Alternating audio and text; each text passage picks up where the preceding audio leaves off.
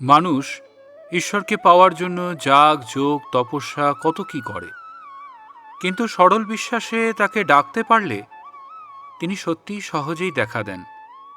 শ্রীরামকৃষ্ণ এমনই এক গল্প তার ভক্তদের শুনিয়েছিলেন। এক বিধবার একটি ছোট ছেলে ছিল, তার নাম ছিল জটিল।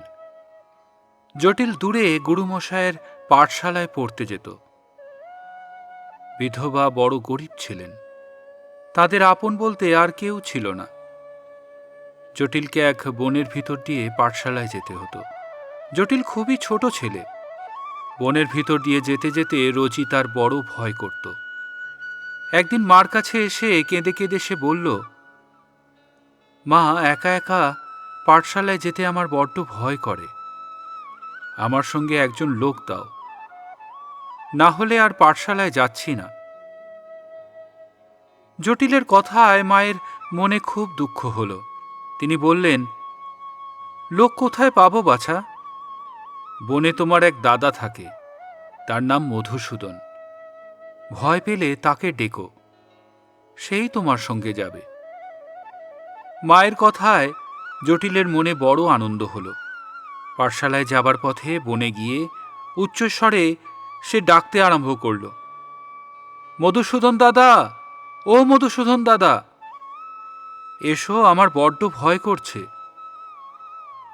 কেউ আসছে না, কেউ সাড়াও দিচ্ছে না। দেখে জটিল আরও চিৎকার করে ডাকতে লাগল। তার স্থির বিশ্বাস, মধুসূদন দাদা আসবেই।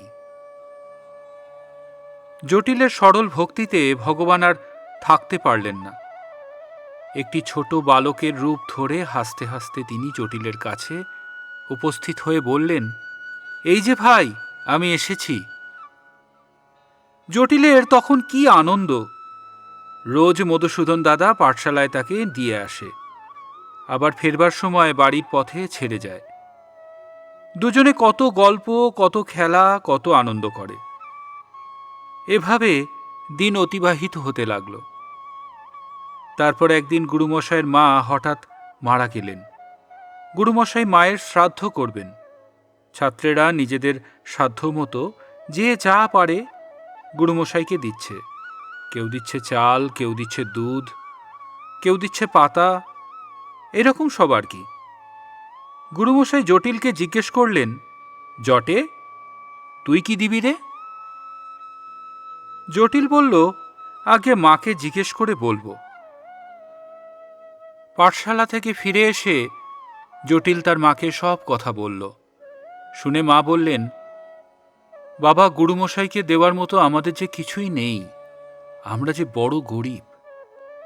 তুমি তোমার মধুসূদন দাদাকে একথা বলো। জটিল বড় সুবোধ ছেলে, মায়ের দুঃখ সে বুঝত। পরদিন পাঠশালায় যাওয়ার সময় জটিল মধুসূদন দাদাকে গুরুমশাইয়ের কথা জানাল। মধুসূদন দাদা বললেন, তার এমন কি, কবে শ্রাদ্ধ? জটিল বলল, আগামীকাল। মধুসূদন দাদা বললেন, আচ্ছা, গুরুমশাইকে বলো শ্রাদ্ধে যত দই লাগবে তুমি সব দেবে। পাঠশালায় যাবার পর গুরুমশাই জিজ্ঞেস করলেন, কি রে জটে, কি দিচ্ছিস? তোর মা কি বলল রে? জটিল বলল, আগে শ্রাদ্ধে যত দই লাগবে আমি দেব। গুরুমশাই বললেন, বটে? জটের মতো এমন ভালো ছেলে আর কি আমার আছে? তবে বাবা, একটা কথা শোন, দেখিস যেন দেরি না হয়, কালই যে শ্রাদ্ধ।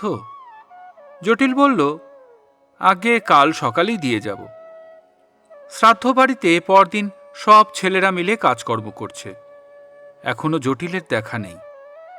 গুরুমশাই ভারী চিন্তিত হয়ে পড়লেন। যদি দই না নিয়ে আসে তবে সবই যে পণ্ড। না, একটি ছেলের কথায় বিশ্বাস করে ভালো কাজ করা হয়নি। জটিল তখন দই নিয়ে আসছে। তাকে আসতে দেখে একটি ছেলে গুরুমশাইকে ডেকে বলল, গুরুমশাই, এই যে জটিল এসেছে, আর দেখুন মস্ত বড় এক ভাঁড় দই এনেছে। জটিলের হাতে ছোট্ট একটা ভাঁড় দেখে গুরুমশাই একেবারে রেগে আগুন। বললেন, শ্রাদ্ধের সব দই না তুই দিবি বলেছিলি? আর দই কই? জটিল বলল, আগে আমি ছোট কিনা, বেশি আনতে পারবো না। মধুসূদন দাদা তাই এই ছোট ভাঁড়টিই দিয়েছেন। তিনি বললেন, এতেই সকলের হবে। জটিলের কথা শুনে গুরুমশাই আরও রেগে গেলেন।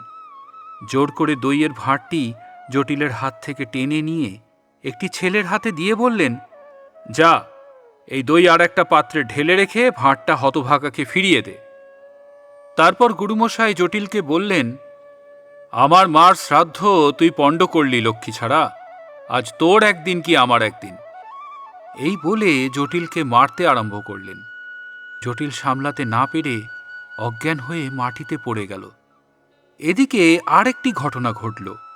যে ছেলেটি দই রাখতে গিয়েছিল সে ফিরে এসে বলল, গুরুমশাই, অবাক কাণ্ড, দই যত ঢালছি ফুরোচ্ছে না।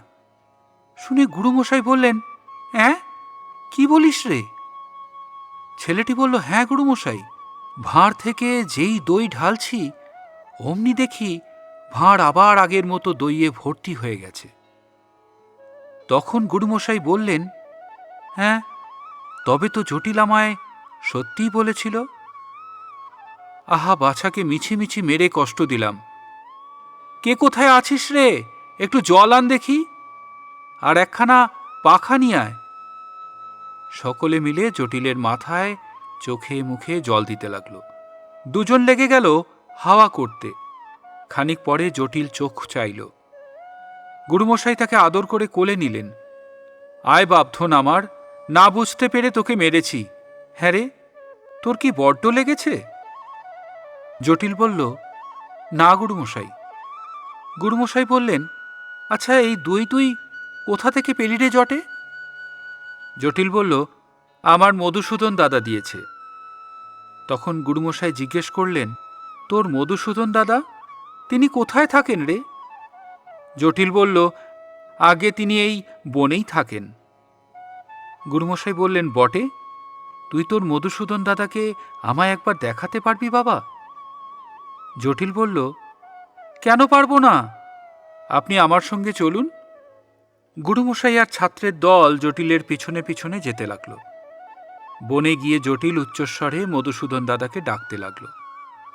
কিন্তু আজ মধুসূদন দাদার কোনো দেখা নেই। জটিল মহা চিন্তিত হয়ে পড়ল। কেঁদে কেঁদে আবার ডাকতে আরম্ভ করল। তখন দূর থেকে মধুসূদন দাদার কথা শুনতে পাওয়া গেল। জটিল, আজ আমি আসতে পারবো না। তুমি সরল বিশ্বাসে আমাকে পেয়েছ। তোমার গুরুমশাই ও অন্যান্য ছাত্রদের তোমার মতো বিশ্বাস নেই। তারা আমায় দেখতে পাবে না। তারা চলে গেলেই আমি তোমার কাছে আসব। জয় শ্রী রামকৃষ্ণ।